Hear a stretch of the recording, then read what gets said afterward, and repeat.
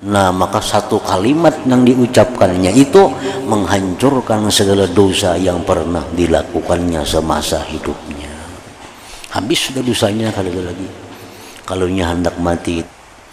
Barang siapa yang dalam dunia ini merasa aman dari neraka, merasa aman dari siksa, nah ini orang bakal ke neraka dah.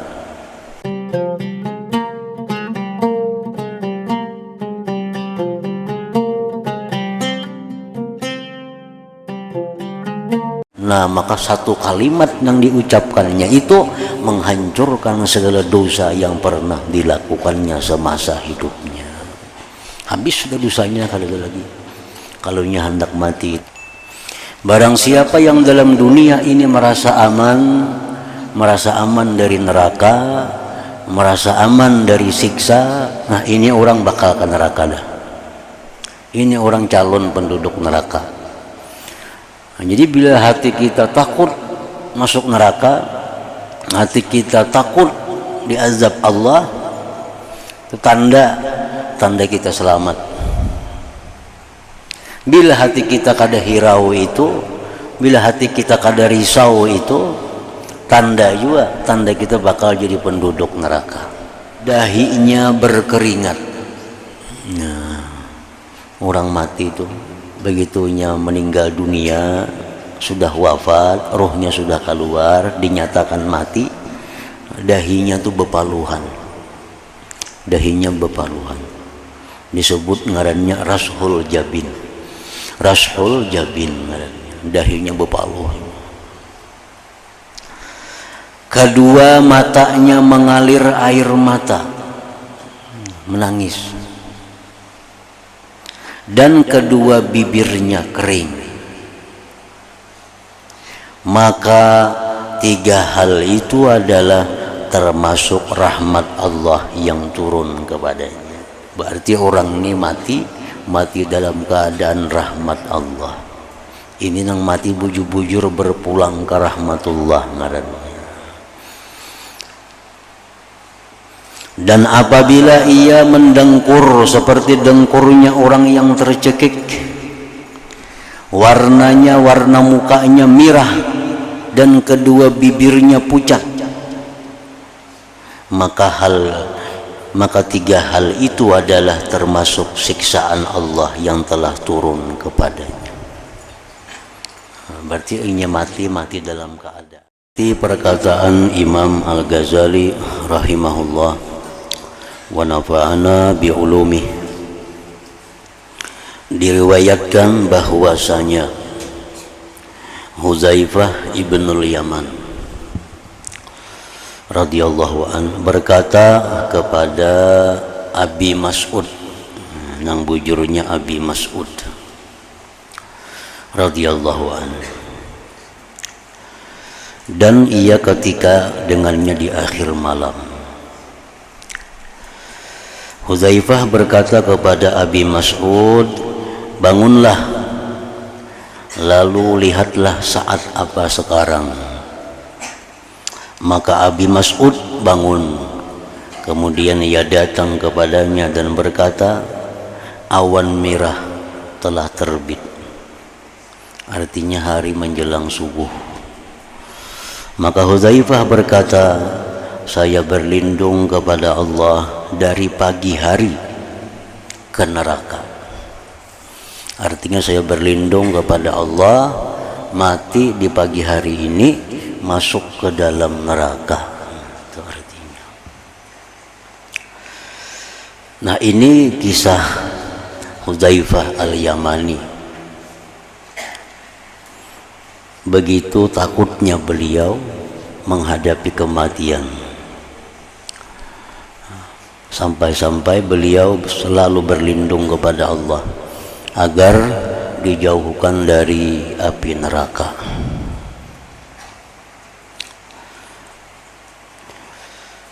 Padahal Huzaifah Al-Yamani ini termasuk sahabiyun jalil, termasuk sahabat yang besar,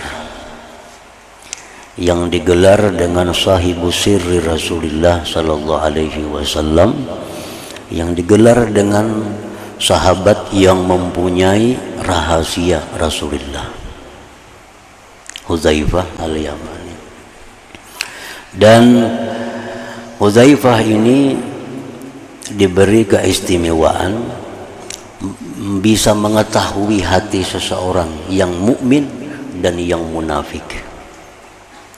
Ini khusus diberikan Rasulullah kepada Hudzaifah. Nah, kan di Madinah itu banyak orang munafik. Di Madinah banyak orang-orang yang pura-pura Islam untuk menyelamatkan diri, keluarga, hartanya, lalu pura-pura Islam. Sembahyang, umpat ke masjid, umpat bayar zakat, umpat juga orang hari raya, umpat puasa, tapi hatinya kafir. Nah, ini munafik. Nah, mengetahui orang munafik itu sulit karena bergaul sama dengan kita. Cuma Hudzaifah ini yang diberi ilmu oleh Rasulullah sallallahu alaihi wasallam, mengetahui oh si fulan itu munafik, si fulan ini mukmin, si fulan ini munafik, si fulan ini mukmin. Sampai-sampai Sayyidina Umar radhiyallahu an pernah bertanya kepada Hudzaifah ini, wahai Hudzaifah, coba periksa hatiku, apakah ada sifat nifak dalam hatiku ini. Umar pun bertanya kepada Hudzaifah, periksakan penghatiku ini, adakah sifat munafik di hatiku. Karena Hudzaifah tahu kalau orang tuh hatinya ada munafik, itu Hudzaifah tahu. Nah, jadi Hudzaifah yang sedemikian hebat, Hudzaifah yang sedemikian tinggi kedudukannya, beliau pun takut mati itu. Beliau takut mati masuk neraka.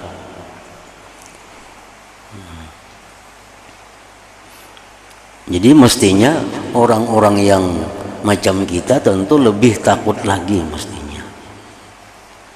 Orang macam Hudzaifah itu ketakutan mati masuk neraka, padahal orang yang hidup semasa dengan Rasulullah, orang yang diberi kepercayaan oleh Rasulullah, tetap takutan mati kalau masuk neraka. Jadi kita nang jauh lawan Rasulullah, kada punya keistimewaan apa-apa diberi Rasulullah. Nah, mestinya lebih takut lagi dari Hudzaifah terhadap mati dimasukkan ke dalam neraka itu. Dan sudah menjadi sebuah rumus dari Rasulullah, barang siapa yang takut matinya itu masuk neraka, barang siapa yang takut matinya itu disiksa, maka dia akan selamat di sana. Barang siapa yang dalam dunia ini merasa aman dari neraka, merasa aman dari siksa, nah ini orang bakal ke neraka dah. Ini orang calon penduduk neraka. Nah, jadi bila hati kita takut masuk neraka, hati kita takut diazab Allah, itu tanda kita selamat. Bila hati kita kada hirau itu, bila hati kita kada risau itu, tanda kita bakal jadi penduduk neraka. Nah, sebab kalau kita takut dengan masuk neraka itu, kita selalu menjaga diri dari maksiat, menjaga diri dari hal-hal yang dimurkai Allah. Karena takutan, banyak berdoa mudahan selamat dari neraka, banyak berdoa mudahan husnul khatimah. Nah, ini alamat-alamat orang yang ahli surga. Kalau kada menghiraukan dengan neraka, lalu perbuatannya ini kada tak kontrol, berdoa supaya jangan masuk neraka itu bilang kada ada berdoa, paling berdoa umpat orang aruh aja. Ada orang Allah berdoa selamat, terbuat selamatkan dari neraka aja, amin. Paling itunya. Berdoa seorang kada bisa. Berdoa seorang kada bisa. Kami bisa berdoa tengah malam, ya Allah jauhkan hamba dari neraka, kada biasa. Nah, paling jauh 4 orang. Nah, kada hirau, kada takutan. Ini sudah alamat bakal masuk tuh ke sana.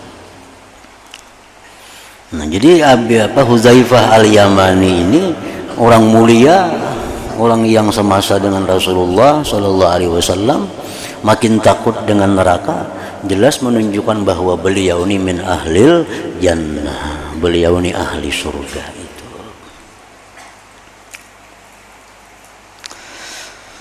Marwan, salah seorang khalifah, masuk menghadap mailangi, artinya kepada Abu Hurairah radhiyallahu anhu. Abu Hurairah sudah sakit-sakitan. Marwan ini ya macam kayak presiden lah, bukan anak buahnya Muawiyah juga nih, anak buahnya Muawiyah, Marwan. Jadi si Marwan ini mailangi Abu Hurairah yang sedang sakit. Lalu Marwan berkata, ya Allah, ringankanlah daripadanya. Ini doa kepada Allah, ya Allah, ringankanlah Abu Hurairah ini. Artinya menghadapi kematian dan selanjutnya. Maka Abu Hurairah berkata, ya Allah, keraskanlah.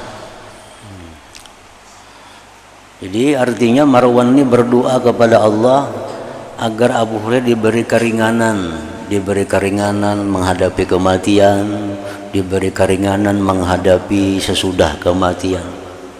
Abu Hurairah menjawab, urusan itu adalah urusan yang sangat berat. Artinya Allahumma sydud, ya Allah, ini urusan yang berat. Menghadapi kematian, sesudah kematian, itu urusan yang sangat berat. Kemudian Abu Hurairah menangis dan berkata, demi Allah, saya tidak menangis karena sedih atas dunia. Ujar Abu Hurairah, aku menangis bukan karena meninggalkan harta kada. Yang mana umumnya orang kaya itu menangis meninggalkan harta. Orang kaya itu menangisnya hendak mati. Ngapa nangisakannya? Banyak yang ditinggalkannya. Itu kalau orang kaya itu mati menangisnya. Kenapa menangis? Bukan takutan neraka, ada. Banyak yang ditinggalkannya, motor berapa biji, rumah berapa biji, siapa akhirnya menggenainya, siapa akhirnya mendiami, itu yang ditangisakannya. Nah, Abu Hurairah menangis hendak mati. Ugesidin, aku menangis itu bukan karena sedih atas dunia dan tidak karena susah daripada berpisah denganmu, tetapi saya menangis ini menunggu salah satu dari dua kabar gembira. Kenapa aku menangis? Karena aku menunggu salah satu dua berita dari Tuhanku. Ada kalanya berita dengan surga atau dengan neraka. Nah, itu keputusannya yang ditunggu, nang maulah menangis itu. Ke surga kah masuknya, ke neraka kah masuknya, kada ada jelas. Kada jelas. Nah, sampai orang yang sekelas Abu Hurairah aja merasa kada jelas lagi mati kemana masuknya. Padahal Abu Hurairah ini orang yang dikenal dalam dunia Islam sebagai sahabat yang paling banyak merawikan hadis dari Rasulullah Sallallahu Alaihi Wasallam. Paling banyak hadis yang meriwayatkan dari Nabi itu Abu Hurairah, dan tercatat dalam sejarah Islam. Artinya beliau ini paling banyak dapat ilmu dari Nabi, banyak mencatat ilmu dari Nabi. Nah, orang nang macam sidin pun masih kada ada juga kepastian ke mana matinya, ke surga atau ke neraka. Padahal orang-orang yang beriman, tuh, yang hidup semasa Nabi, yang sering ranjak melihat wajah Nabi dengan penuh cinta, yang sering melihat wajah Nabi dengan penuh hormat, yang sering bersama-sama Nabi, ini boleh dipastikan sudah ahli surga sudah sebenarnya. Orang-orang, jangankan orang itu, andai kata kita sekarang ini, nah, melihat Nabi yaqzatan pada waktu bangun, misal kita melihat Nabi nih, itu boleh sudah dikatakan bahwa kita ini termasuk ahli surga sebenarnya. Tetapi orang yang macam ini kayak Abu Hurairah, orang yang berapa tahun bergaul dengan Nabi, kemana Nabi umpat, makanya banyak dapat hadis Nabi. Sidin pun kadang merasa aja mati itu bakal ke surga, merasa kada tentu juga ke surga mati.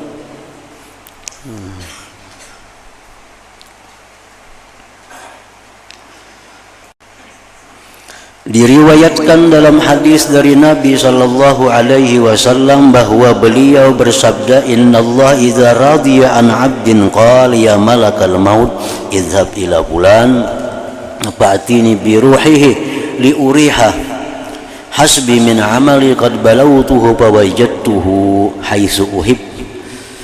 Fayanzilu malakul maut wa ma'ahu 500 minal malaikah wa ma'ahum qadbanur raihan wa usuluz za'faran kullu wahid minhum yubashshiruh bi bisyarati wa bisyarati sahibih wa taqumul malaikat saffain li khuruji ruhi ma'ahumur raihan fa idza nadhara ilaihim iblis wada'a yadahu ala ra'si summa sarakh qala fayaqulu lahu junuduhu ma lak ya sayyidana fayaqul ama tarawna ma'uti hadzal 'abdu min al-karama aina kuntum min hadza qalu qad jahadna bih fakana ma'suma. Artinya sesungguhnya Allah apabila ridha terhadap seorang hamba, maka dia berfirman, wahai malaikat maut, pergilah kepada si fulan,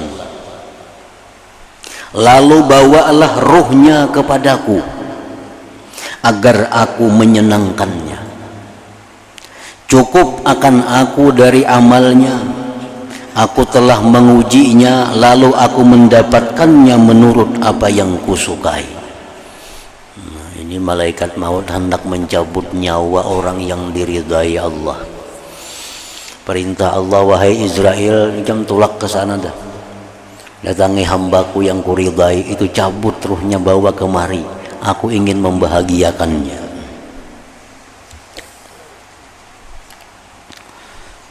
Maka malaikat maut turun dan bersamanya 500 malaikat, dan bersama mereka batang-batang yang harum dan akar za'faran.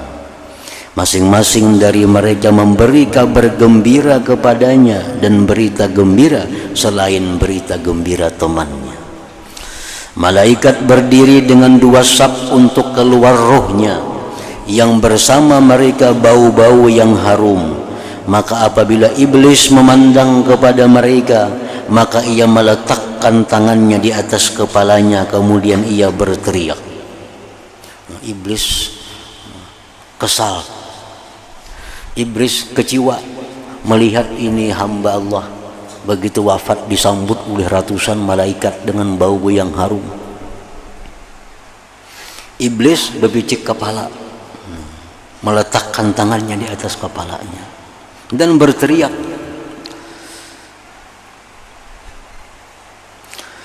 Rasulullah bersabda, lalu tentara-tentara iblis, anak buahnya, pasukannya, bertanya kepada iblis, apa yang terjadi bagimu wahai penghulu kami?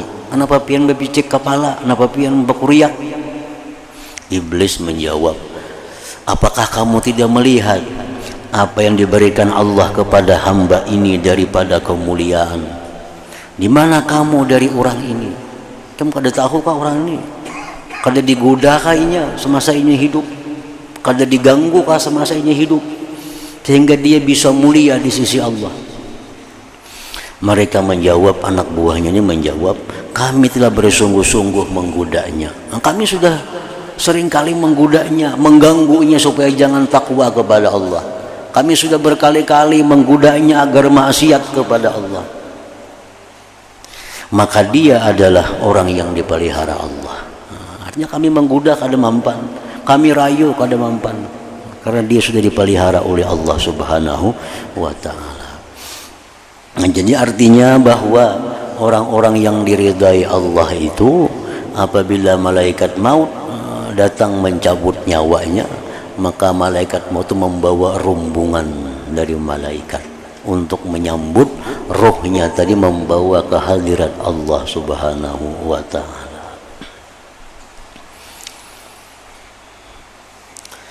Al-Hasanul Basri berkata, tidak ada kesenangan bagi orang mukmin kecuali pada bertemu dengan Allah Ta'ala. Tidak ada kebahagiaan bagi orang mukmin kecuali pada bertemu dengan Allah Ta'ala. Maka barang siapa kesenangannya pada bertemu dengan Allah Ta'ala, maka hari kematiannya adalah hari kebahagiaannya dan kegembiraannya, keamanannya, kemuliaannya, dan kehormatannya. Artinya bila mana kita ini rindu dengan Allah, kita ini cinta kepada Allah, kita ingin bertemu dengan Allah, maka hari kematian itu adalah merupakan hari kemerdekaan. Hari kematian itulah hari kebahagiaan, karena pada hari itu kita berjumpa dengan zat yang selama ini dirindukan. Dikatakan kepada Jabir bin Zaid ketika akan wafat, apa yang akan kamu inginkan? Ujar nang maharagu nang memelihara menjaga Jabir nih waktu sidin sakit. Wahai Jabir, pian hendak apa? Pian hendak apa? Jabir menjawab, memandang kepada Al-Hasan. Aku hendak bertemuan Hasan. Hasan Basri maksudnya. Maka ketika Al-Hasan masuk kepadanya, maka dikatakan kepadanya, ini Al-Hasan. Wahai Jabir, ini sudah datang Hasannya. Nang pian hendak bertemuan lawan sidin, ini sudah ada sidinnya Al-Hasan. Lalu Jabir mengangkat pandangannya kepada Al-Hasan, kemudian ia berkata, wahai saudara kami, wahai saudara kami Hasan, ini saat demi Allah di mana saya berpisah denganmu ke neraka atau ke surga.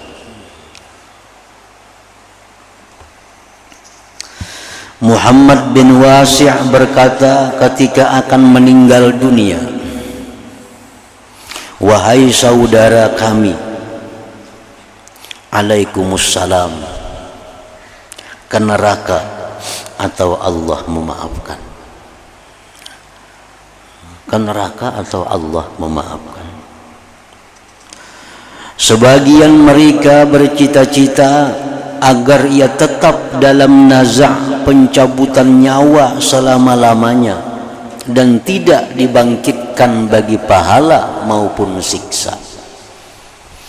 Nah, jadi orang-orang salihin dahulu itu ada yang mengingini bahwa selama-lamanya dalam sakaratul maut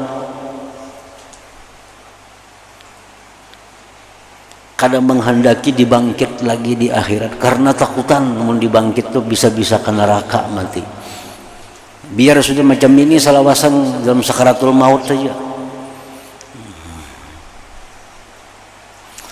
Nah, maka takut terhadap su'ul khatimah. Takut terhadap su'ul khatimah adalah memutung hati-hati orang yang ahli ma'rifah. Dan ia termasuk bencana yang besar ketika akan mati.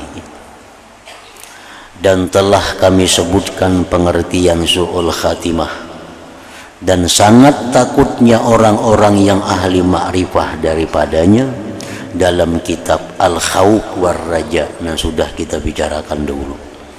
Dan itu layak dengan tempat ini, tetapi kami tidak memperpanjang dengan menyebutkannya dan mengulangnya. Penjelasan tentang keadaan-keadaan yang disunatkan bagi orang yang hampir mati.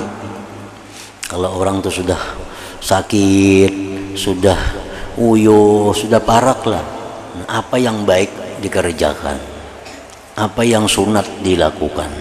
supaya mati dalam keadaan husnul khatimah. Ketahuilah bahwasanya yang disukai ketika mati dari rupa orang yang hampir mati adalah tenang dan diam. Dan dari lisannya adalah bahwa ia mengucapkan syahadat, dan dari hatinya adalah bahwa ia berbaik sangka kepada Allah Ta'ala. Nah itu paling bagus sudah hendak mati, tenang, tentram, lisannya mengucap la ilaha illallah, hatinya berbaik sangka kepada Allah. Nah, mati dalam keadaan husnul khatimah itu. Adapun rupa, maka telah diriwayatkan dari Nabi sallallahu alaihi wasallam bahwa beliau bersabda, urqubul maita inda salasin idza rashaha jabinuh wa dama'at aynah wa yabisat syafatah fahiya mir rahmatillahi qad nazalat bih wa idza ghatta ghatital makhnuq wa ahmarra launuh wa arbadat syafatah fahuwa min azabillah qad nazala bih. Artinya,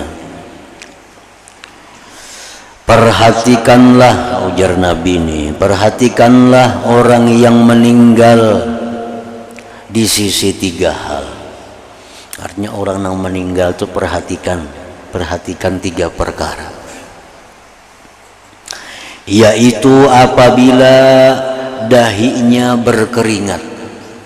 Nah, orang mati itu begitunya meninggal dunia, sudah wafat, rohnya sudah keluar, dinyatakan mati, dahinya tuh bepaluhan,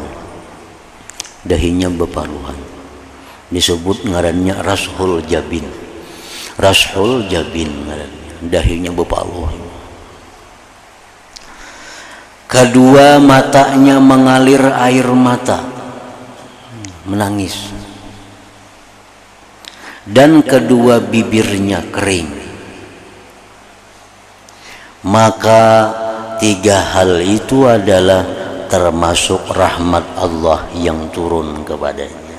Berarti orang ini mati dalam keadaan rahmat Allah. Ini nang mati bujur-bujur berpulang ke rahmatullah ngarannya. Dan apabila ia mendengkur seperti dengkurnya orang yang tercekik, warna mukanya merah dan kedua bibirnya pucat, maka tiga hal itu adalah termasuk siksaan Allah yang telah turun kepadanya. Berarti ini mati dalam keadaan sakit orang. Adapun kelancaran lidahnya dengan mengucapkan kalimat syahadat, maka itu adalah tanda kebaikan. Abu Sa'id Al-Khudri radhiyallahu anhu berkata, Rasulullah sallallahu alaihi wasallam bersabda, "Laqinu mautakum la ilaha illallah." Artinya, ajarkan, bacakan orang yang hampir mati di antara kamu dengan kalimat la ilaha illallah. Nah, bisiki la ilaha illallah. Nah, itu ada aturan-aturannya. Ya paling banyak 3 kali lah, cukup sudah. Ya, dibisiki di telinganya la ilaha illallah. Dalam riwayat Hudzaifah radhiyallahu anhu, fa innaha tahdimu ma qablaha minal khataya. Artinya sesungguhnya kalimat itu dapat menghancurkan segala kesalahan sebelumnya. Nah, amun si orang nang parak mati ini menyahut la ilaha illallah, nah menyahutinya, nah maka satu kalimat yang diucapkannya itu menghancurkan segala dosa yang pernah dilakukannya semasa hidupnya. Habis sudah dosanya kalau lagi. kalau hendak mati itu bisa mengucap la ilaha illallah. Utsman radhiyallahu anhu berkata, Rasulullah sallallahu alaihi wasallam bersabda, "Man mata wa huwa ya'lam an la ilaha illallah dakhalal jannah." Artinya barang siapa yang meninggal dan ia meyakini bahwa tidak ada Tuhan selain Allah, niscaya ia masuk surga. Ubaidullah berkata, "Wa huwa yashhad," artinya dan dia bersaksi. Utsman radhiyallahu anhu berkata, apabila orang yang akan mati hampir mati, maka ajarkanlah, bacakanlah kepadanya kalimat la ilaha illallah. Karena sesungguhnya tidaklah seseorang hamba yang diakhiri dengan kalimat tersebut ketika akan mati, melainkan adalah kalimat itu bekalnya menuju surga. Umar radhiyallahu anhu berkata, datangilah orang-orang yang akan mati di antara kamu. Artinya mun ada kita nara kabar si fulan sakarat, si fulan banget, nah datangi. Dan ingatkanlah mereka, maka sesungguhnya mereka melihat apa yang tidak kamu lihat. Nah, orang sakarat tuh melihat yang kada kita lihat. Ya, malaikat-malaikat melihat malaikat maut, melihat macam-macam dilihatnya. Maka sesungguhnya mereka melihat apa yang tidak kamu lihat, dan ajarkanlah mereka dengan kalimat la ilaha illallah. Abu Hurairah radhiyallahu anhu berkata, saya mendengar Rasulullah sallallahu alaihi wasallam bersabda, hadara malakul maut rajulan yamut fanadhara fi qalbihi falam yajid bihi syai'a fafaqqa lahyaihi fawajada tarafa lisanihi lasikan bihanakih yaqulu la ilaha illallah faghufira lahu bikalimatil ikhlas. Artinya malaikat maut mendatangi seorang laki-laki yang akan mati. Lalu ia melihat di dalam hatinya, maka ia tidak mendapatkan sesuatu di dalamnya. Lalu ia membuka kedua tulang dagunya, maka ia mendapatkan ujung lisannya menimpil dengan langit-langit mulutnya, seraya mengatakan la ilaha illallah. Maka diampuni baginya karena kalimat ikhlas itu.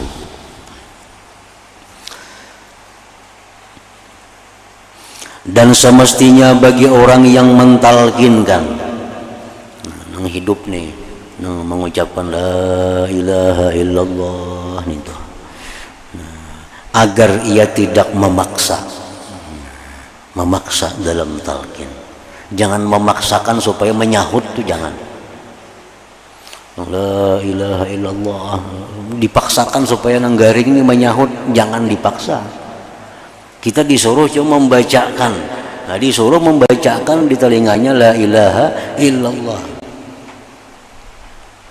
Jangan dipaksa. Baca, kasih baca. Ada usah dipaksa-paksa kayak itu. Cukup dibacakan aja. Akan tetapi ia berlemah lembut. Nah, berlemah lembut. Karena kadang-kadang lisan orang yang sakit tidak dapat berbicara, lalu sulit atas yang demikian, dan talqin membawa kepada memberatkannya. Namun dipaksa-paksa itu menyulitkan inya dan ketidaksukaannya kepada kalimat tersebut. Nah, ini sakitnya orang sakit dipaksa-paksa membaca kalimat itu, khawatir kalau dia benci kepada kalimat itu. Nah, dikhawatirkan itu. Dan dikhawatirkan bahwa demikian itu menjadi sebab su'ul khatimah. Nah, jadi kita talqin dengan lemah lembut, jangan keras, jangan nyaring, jangan berpaksaan. Karena khawatir ini orang garing, ini orang dalam keadaan sakit, bila kita paksa, bila kita karasi, khawatirnya benci dengan kalimat itu, maka itu membawa kepada su'ul khatimah.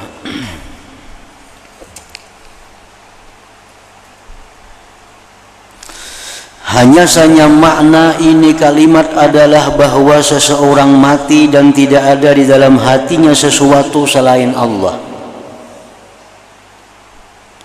Nah itu.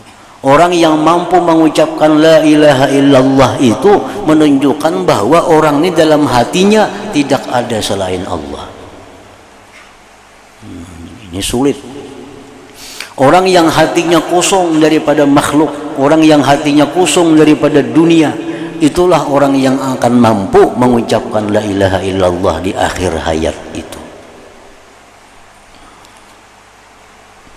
Maka apabila tidak tersisa baginya sesuatu yang dicari selain Allah al-wahidil haq, maka kedatangannya dengan kematian kepada yang dicintainya adalah puncak kenikmatan baginya.